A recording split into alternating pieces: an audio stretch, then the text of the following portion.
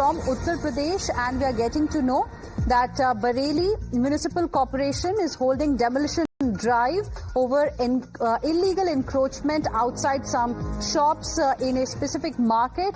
Just a few days ago, remember, another bulldozer drive was conducted on illegal structures in Sambhal as well. Take a look at this report.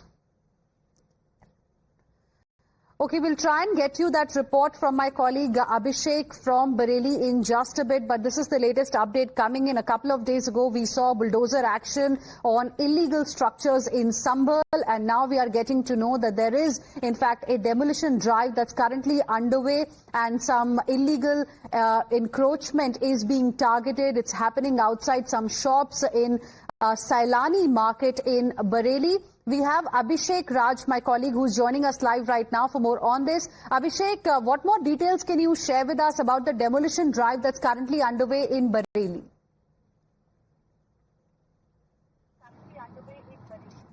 देखिए, बरेली में लगातार demolition drive जो है वो देखने को मिल रहा है।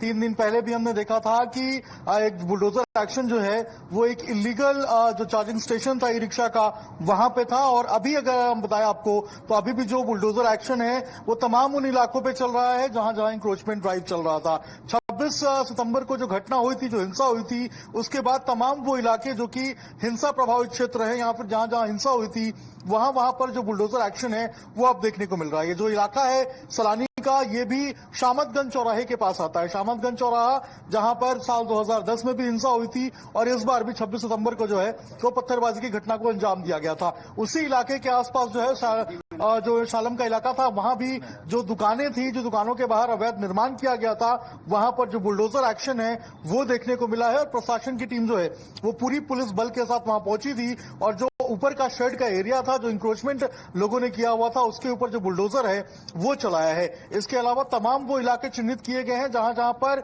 जो यहाँ पर इंक्रोचमेंट जो है वो किया गया है, और उनके ऊपर जो बुलडोजर एक्शन है वो भी आने वाले दिनों में देखने को मिलेगा। तो जो तमाम आरोपी हैं उनकी धरपकड़ का सिलसिला जारी है। 83 लोगों को गिरफ्तार किया गया है।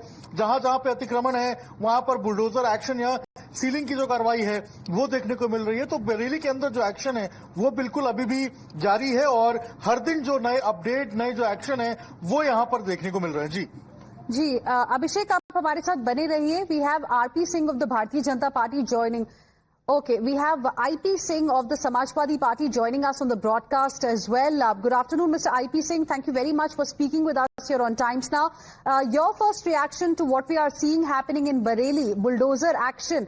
First it was in Sambhal and now in Bareilly.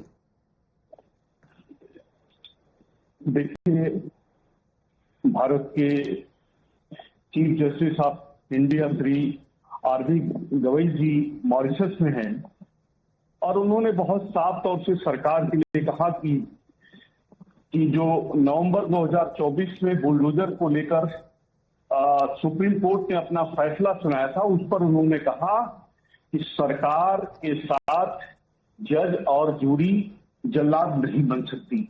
ऐसे शब्दों का उन्होंने प्रयोग किया, और बुलडोजर नियम जो संविधान के अनुच्छेद 21 का उल्लंघन है, जिस तरह से केंद्र सरकार मौन साधे हुए है, माननीय प्रधानमंत्री जी, गृह मंत्री जी कुछ नहीं बोलते, जहां भी बीजेपी की सरकारें हैं वहां इस तरह की कार्रवाइयां चल रही हैं। 15 दिन की नोटिस के बिना कोई भी बिल्डिंग हो, इमारत हो, तोड़ी नहीं जा सकती।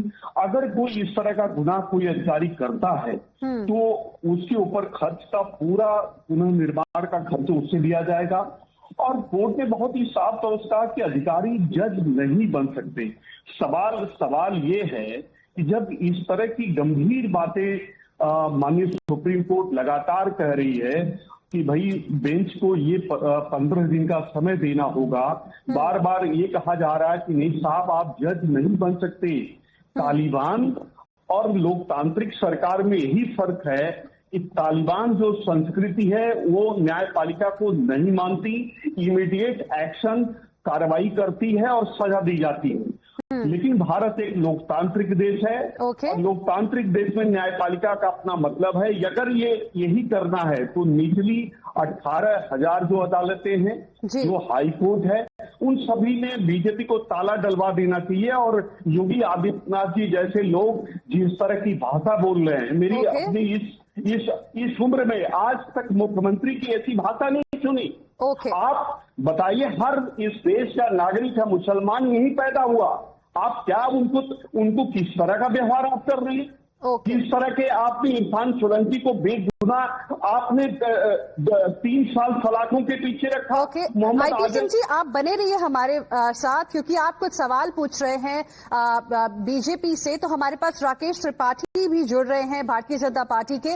Mister Rakesh Tripathi, thank you very much for speaking with us here on Times Now. If you heard what mister IP Singh had to say, what you like to say? वो सवाल खड़े कर रहे हैं, ये जो बुलडोजर एक्शन हो रहा है बरेली में इस वक्त, उन्होंने ये भी कहा है कि अधिकारी जो हैं इस तरह से बिहेव नहीं कर सकते, 15 दिन का समय देना जरूरी है। उन्होंने ये भी चार्ज लगाया है कि जिस तरह की गतिविधियां दिख रही हैं, तालिबान ऐसा करता है, लोकतांत्रिक सरकारें जो हैं ऐसा नहीं करती हैं। फिल्म का गाना है कि चोट तुम्हें आए तो दर्द मुझे होता है, भाई भाई में अक्सर ये होता है। जब जब अपराधियों पर कार्रवाइयां होती हैं, बुलडोजर चलता है या उनके खिलाफ दंडात्मक कार्रवाई होती है, तो समाजवादी पार्टी को बहुत दर्द होता है। समाजवादी पार्टी का बहुत नजदीक का रिश्ता है इन दंगाइयों से, अराजक तत्वों से, अपराधियों से, और इसीलिए अपराधियों के खिलाफ, अराजक तत्वों के खिलाफ, सांप्रदायिक दंगा करने वालों के खिलाफ वो किसी प्रकार की कोई कार्रवाई नहीं चाहते हैं। लेकिन ऐसे लोग जो समाज के दुश्मन हैं, उनके खिलाफ पूरी कठोरता से कार्रवाई होगी और विधि की परिधि में हो रही है।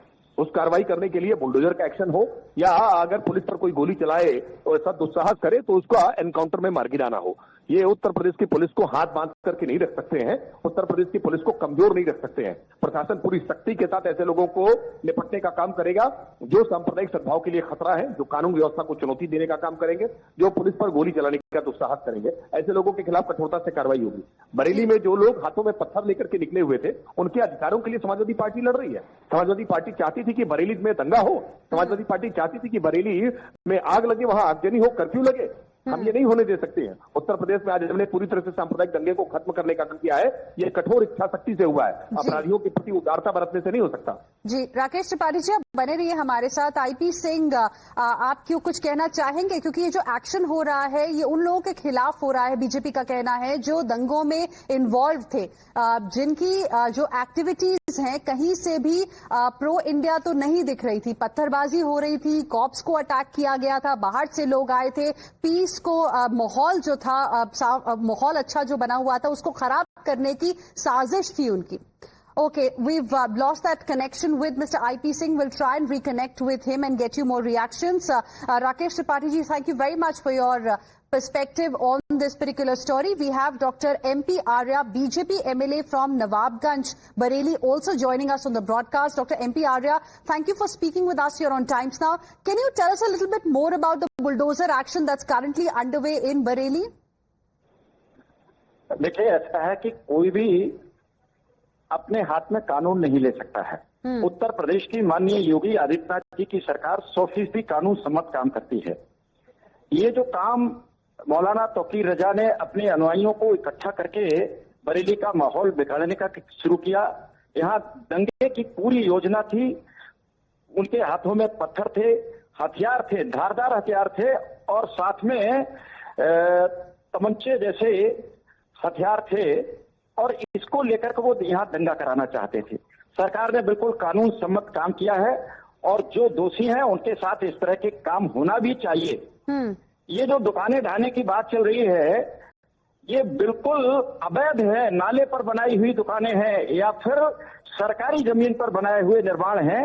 मैं समझता हूं कि इनको अब तक सरकार में पहले ही संज्ञान में लेना चाहिए था, लेकिन पहले की सरकारों ने, खासतौर से समाजवादी पार्टी की सरकारों ने इस तरह के लोगों को बढ़ावा देने का काम किया।